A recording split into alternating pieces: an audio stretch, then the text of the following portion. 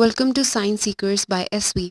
In this video, we shall talk about human digestive system from chapter 6, class 10. Heterotrophic nutrition. Heterotrophic nutrition basically जो organisms दिखाते हैं उनको हम heterotrophs बोलते हैं और ये अपना खाना खुद नहीं बना सकते, तो ये ऑटोट्रॉप्स पे डायरेक्टली या इनडायरेक्टली डिपेंड करेंगे. तो हेट्रोट्रॉपिक न्यूट्रिशन क्या हुआ? It is the nutrition in which heterotrophs depend on the autotrophs to obtain their food. ये फर्दर 3 कैटेगरीज में है: holozoic nutrition, saprophytic nutrition and parasitic nutrition.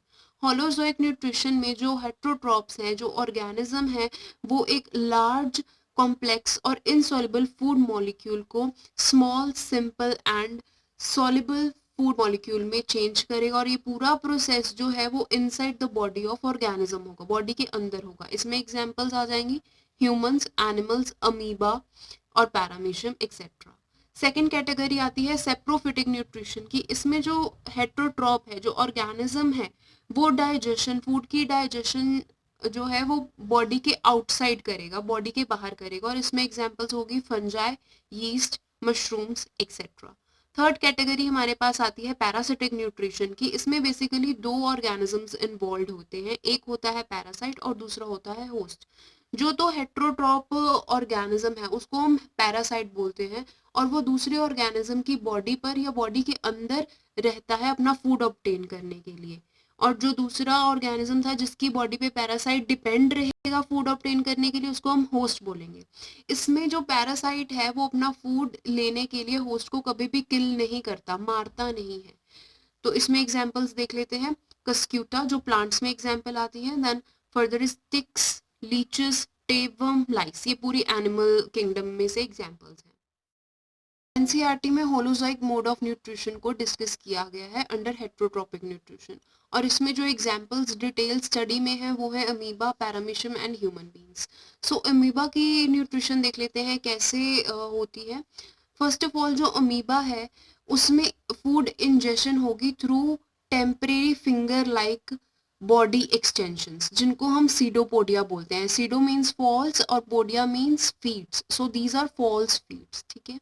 Food को अपनी बॉडी के अंदर लेने के लिए टेम्परेरी सीडोपोडिया अमीबा बनाता है और जिसके अराउंड फूड पार्टिकल जो है वो आउटसाइड से, बाहर से आ रहा है फूड पार्टिकल, वो फ्यूज कर जाएगा, सीडोपोडिया के अंदर आ जाएगा. और जब वो सीडोपोडिया के अंदर आ जाएगा तब एक फूड वैक्यूल की फॉर्मेशन होगी और इस फूड वैक्यूल में उस फूड पार्टिकल्स की डाइजेशन स्टार्ट हो जाएगी with the help of enzymes. और ये डाइजेस्टेड फूड जो है वो साइटोप्लाज्म में चला जाएगा अमीबा की बॉडी में, और फिर जो एक्सक्रीटरी वेस्ट प्रोडक्ट होगा वो इजेस्ट हो जाएगा through the cell membrane of the amoeba. तो ये थी अमीबा की न्यूट्रिशन. फर्दर है हमारे पास न्यूट्रिशन ऑफ पैरामीशियम. पैरामीशियम में जो इंजेशन है वो अमीबा से कुछ अलग है. इसमें जो फूड है वो एंटर करेगा through water current. Paramecium water में रहता है तो वाटर का जो करंट आएगा उसके थ्रू जो फूड होगा एंटर गलट में. Gullet is as similar as oesophagus. जैसे ह्यूमन के केस में ईसोफेगस है वैसे ही पैरामीशियम के केस में और लोअर ऑर्गेनिजम्स में गलट होती है. राइट. तो ये जो गलट तक फूड पार्टिकल आता है वो सीलिया की हेल्प से आता है. ओरल ग्रूव आपको पिक्चर में दिख रहा होगा. ये ओरल ग्रूव के पास जो सीलिया, हेयर लाइक प्रोजेक्शंस है, उनको हम सीलिया बोलते हैं. वो सीलिया डायरेक्ट करता है उस फूड पार्टिकल को कि ये जो अंदर फूड वैक्यूल्स हैं उनके पास चला जाए, ट्रैवल होकर. देन ये डाइजेशन होती है फूड वैक्यूल में जो कि एंजाइम्स के थ्रू होती है, उनकी प्रेजेंस में होती है, और डाइजेस्टेड फूड जो है वो साइटोप्लाज्म में चला जाएगा. और जो वेस्ट प्रोडक्ट होगा वो थ्रू एनल पोर्ट जो आपको फिगर में दिख रहा है उसके थ्रू एक्सक्रीट आउट हो जाएगा. ह्यूमन डाइजेस्टिव सिस्टम और एलिमेंट्री कैनाल इन मैन. इसमें टोटल 2 ओपनिंग्स होंगी, माउथ एंड एनस. अगर इस एलिमेंट्री कैनाल को हम स्ट्रेट करके देखें तो it will be 9 metres long. Mouth से स्टार्ट करते हैं. माउथ के पास 3 चीज़ें हैं जो कि डाइजेशन में हेल्प करती हैं, that is teeth, tongue, salivary glands. Teeth से जो लार्जर फूड मॉलिक्यूल्स हैं वो स्मॉलर पीसेस में कन्वर्ट हो जाएंगे with the help of muscular organ tongue. और इस पूरे प्रोसेस में चूइंग ऑफ फूड होती है जिसको हम मैस्टिकेशन बोलते हैं. जो फूड लार्जर फूड पार्टिकल्स है वो स्मॉलर फूड पार्टिकल्स में कन्वर्ट होंगे और एक सॉफ्ट मास बना देंगे जिसको हम बोलस बोलेंगे. Further there is a salivary glands जो कि टंग के नीचे प्रेजेंट होते हैं और सलाइवा सिक्रीट करते हैं। सलाइवा से हमें सलिवरी अमाइलेज मिलता है, एंजाइम है ये, और ये स्टार्च को शुगर्स में कन्वर्ट करने के लिए हेल्प करता है। यहाँ पे फर्दर देखेंगे नेजल कैविटी मार्क्ड है, जो कि नोज से लेकर विंड पाइप तक एक कॉमन पैसेज होता है जो कि एयर को फ्लो करवाता है with in the respiratory system. ये हम उधर पढ़ेंगे रेस्पिरेशन में। Further there is epiglottis. Epiglottis एक फ्लैप लाइक स्ट्रक्चर होता है जो कि फूड को विंड पाइप में एंटर करने से बचाता है। फर्दर देर इज ईसोफेगस जिसको हम फूड पाइप बोलते हैं। ये 24 सेंटीमीटर लॉन्ग होती है नियर अबाउट, एंड इसमें पेरिस्टाल्टिक मूवमेंट्स होती हैं जिसको हम पेरिस्टालसिस भी बोलते हैं, जो कि contraction and relaxation of this food pipe होती है ताकि जो फूड है वो माउथ से स्टमक तक ट्रैवल कर सके इजीली। फर्दर जो फूड है वो ईसोफेगस से ट्रैवल होकर स्टमक में अब एंटर करता है, और स्टमक में टोटल 4 पार्ट्स होते हैं। First is cardiac part, then fundus, then body of stomach and pylorus. Right, अब ये जो कार्डियक पार्ट है, वेल अंडरस्टूड है कि कार्डियक है तो ये जो स्टमक है वो हार्ट के नीचे प्रेजेंट होगा। तो जो स्टमक है वो हमारे लेफ्ट साइड में प्रेजेंट होता है बॉडी के। तो ये जो स्टमक की वॉल्स हैं इनसे गैस्ट्रिक ग्लैंड्स प्रेजेंट होते हैं और इसमें से गैस्ट्रिक जूसेस क्रिएट होते हैं। बेसिकली ये जो गैस्ट्रिक ग्लैंड्स हैं उनके पास 3 तरह के सेल्स होते हैं। First is acidophils, basophils and goblet cells. ये जो एसिडोफिल्स, ये तीनों सेल्स जो हैं ये अलग अलग तरह के जूसेस क्रिएट करेंगे। फर्स्ट हम डिस्कस करते हैं एसिडोफिल्स। इसमें से HCl निकलेगा जो कि पीएच मेंटेन करेगा। माउथ में हमारा पीएच होता है 6.8 और स्टमक में आते हुए वो एसिडिक हो जाता है फॉर बेटर डाइजेशन। तो ये जो पीएच का चेंज होता है फ्रॉम माउथ टू स्टमक ये HCl की वजह से होता है। फर्दर HCl का फंक्शन दूसरा क्या है कि ये बैक्टीरिया को किल करता है। और थर्ड फंक्शन क्या है कि ये प्रोटीन डाइजेस्टिंग एंजाइम्स की फंक्शनिंग के लिए एक्टिव कर देता है एंजाइम्स को। Second is pepsin. पेप्सिन जो है वो एडल्ट्स में पाया जाता है, ये एक प्रोटीन डाइजेस्टिंग एंजाइम है। और अगर हम इन्फेंट्स की बात करें तो उनमें पेप्सिन की जगह रेनिन पाया जाता है। तो जो भी फूड पार्टिकल में इस बोलस में प्रोटीन पार्टिकल्स होंगे उनका डाइजेशन पेप्सिन करेगा, प्रोटीन डाइजेस्टिंग एंजाइम करेगा, और ये बेसोफिल सेल्स सिक्रीट करते हैं पेप्सिन को। Third is goblet cells. Goblet cells mucus को सिक्रीट करेंगे ताकि जो HCl निकला है स्टमक में वो बॉल्स को इरेडिकेट ना कर दे, खराब ना कर दे। दैट्स वाई म्यूकस जो है वो एक प्रोटेक्शन लेयर प्रोवाइड करता है। फर्दर मैंने यहाँ पे रेड डॉट्स से मेंशन किया हुआ है, ये जो ऊपर है ईसोफेगस और स्टमक की जंक्शन पे, इसको हम बोलेंगे कार्डियक स्फिंक्टर। ये यूनिडायरेक्शनल फ्लो करवाता है फूड का फ्रॉम ईसोफेगस टू स्टमक। वो एक्सेप्शनल केस है कि जब वॉमिटिंग होगी तो फूड बाहर आ जाता है थ्रू माउथ, लेकिन most of the times normal human beings में जो फूड है वो यूनिडायरेक्शन, एक ही डायरेक्शन में फ्लो करेगा और उसकी प्रोटेक्शन कौन करेगा? Cardiac sphincter. और फर्दर जो है स्मॉल इंटेस्टाइन में जाना होता है स्टमक से फूड जो है स्टमक से स्मॉल इंटेस्टाइन में जाएगा और उसका यूनिडायरेक्शनल फ्लो कौन गार्ड करेगा? ये pyloric sphincter. This is marked है। Next is liver. लीवर जो है वो largest gland of the body है और इसमें ग्रीनिश फ्लूइड बनता है जिसको हम बाइल बोलते हैं। ये जो बाइल है वो गॉल ब्लैडर में स्टोर होगा और बाइल डक्ट की हेल्प से स्मॉल इंटेस्टाइन में चला जाएगा। अब ये बाइल के फंक्शन देखते हैं क्या होगा। ये स्टमक में से जो फूड आ रहा था वो एसिडिक मीडियम में था, तो ये बाइल का मेजर फंक्शन ये रहेगा कि वो एसिडिक मीडियम ऑफ फूड को एल्कलाइन मीडियम फूड में चेंज कर देगा। फर्दर इसका सेकेंड फंक्शन है ये डिटॉक्सिफाई कर देगा फूड को, जो भी टॉक्सिक होंगे वो रिमूव कर देगा।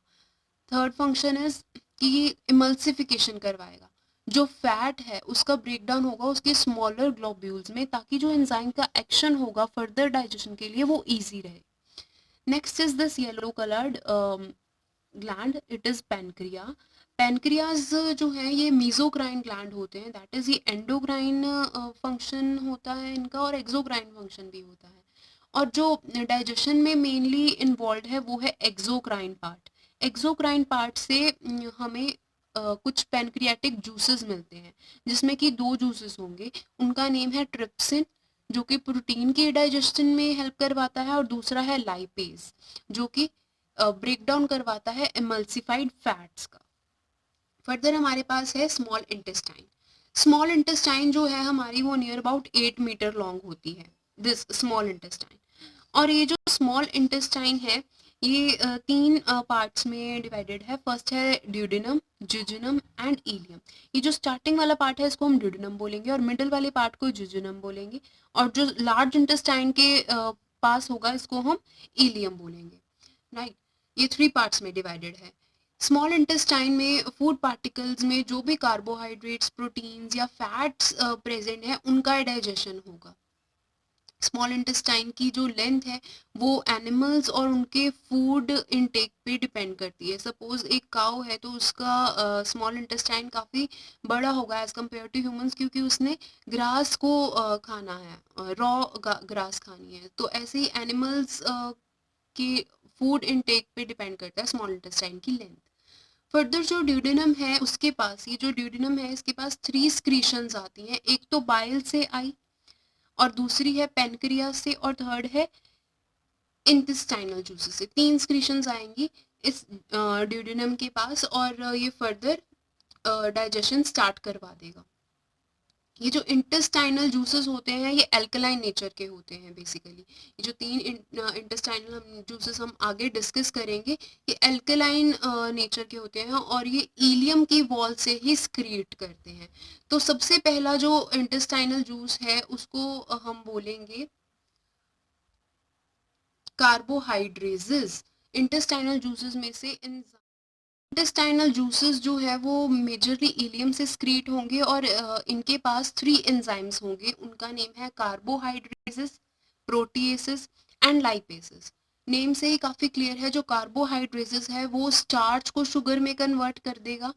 प्रोटीएजेस जो है वो प्रोटीन को पेप्टाइड्स और अमीनो एसिड्स में कन्वर्ट कर देगा। जो लाइपेजेस है वो फैट्स को फैटी एसिड्स एंड ग्लिसरॉल्स में कन्वर्ट कर देगा। फर्दर जो इलियम है, ये हमारे पास जो इलियम पार्ट है उसके इनर वॉल पे number of finger like projections होती हैं जिनको हम विलाय बोलते हैं। विलाय का काफ़ी इंपॉर्टेंट फंक्शन होता है डाइजेशन में। क्योंकि इसके पास rich supply of blood capillaries होती हैं विलाय के पास, जिसकी वजह से जो सरफेस एरिया है फूड पार्टिकल की एब्जॉर्प्शन और डाइजेशन का वो इंक्रीज हो जाता है, और इजी एब्जॉर्प्शन होती है फूड पार्टिकल की, ताकि जो एब्जॉर्प्शन के बाद ये मिनरल्स हैं वो बॉडी में प्रॉपरली पहुंच सके पूरी बॉडी में। अब ये जो एब्जॉर्ब्ड फूड है स्मॉल इंटेस्टाइन में, जो भी फूड एब्जॉर्ब हुआ है वो उसका यूज़ कहाँ पे होता है? 3 जगह पे यूज़ होता है। पहले तो ऑब्टेन, एनर्जी ऑब्टेन करने के लिए यूज़ होता है। देन न्यू टिश्यूज़ जो है उनको बनाने के लिए यूज़ होता है। जो एंड टीयर ऑफ टिश्यूज़ होता है उनकी रिपेयरिंग के लिए ये यूज़ होता है absorbed food. Further moving on to the large intestine. Large intestine जो है वो मेजरली 3 पार्ट्स में डिवाइडेड है। First is ascending colon, this one, and transverse colon and descending colon and sigmoid colon, right। अब ये जो इलियम और ascending column में जंक्शन है इसको हम इलियो क्लोइकल वाल्व बोलेंगे, राइट। फर्दर जो है अपेंडिक्स होगा लार्ज इंटेस्टाइन में, ये एक वेस्टिजियल ऑर्गन है, और देन सीकम होगा अपेंडिक्स के ऊपर, और ये असेंडिंग कॉलन है। लार्ज इंटेस्टाइन में बेसिकली क्या होता है, एब्जॉर्प्शन ऑफ फूड होती है। जो भी अनडाइजेस्टेड फूड अब रह गया स्मॉल इंटेस्टाइन के डाइजेशन होने के बाद, उस फूड में से वाटर की ही एब्जॉर्प्शन होनी है। और फर्दर ये जो फूड है ये ट्रैवल कर कर कहाँ पे आ जाएगा? इस पार्ट में, रेक्टम में आ जाएगा। इसको हम रेक्टम बोलते हैं। और यहाँ पे जो अनडाइजेस्टेड फूड है इसमें वाटर एब्जॉर्ब होने के बाद ये फूड, जो अनडाइजेस्टेड फूड है वो फीसिस में कन्वर्ट हो जाएगा और यहाँ पे ही स्टोर रहेगा। एजेशन ऑफ दिस वेस्ट मटेरियल वो और एजेशन ऑफ फीसेस वो होगा through the regulation of anal sphincter present at the anus at the junction of rectum and anus. So this was all about human digestive system. Do like, share and subscribe my channel. Thank you for watching.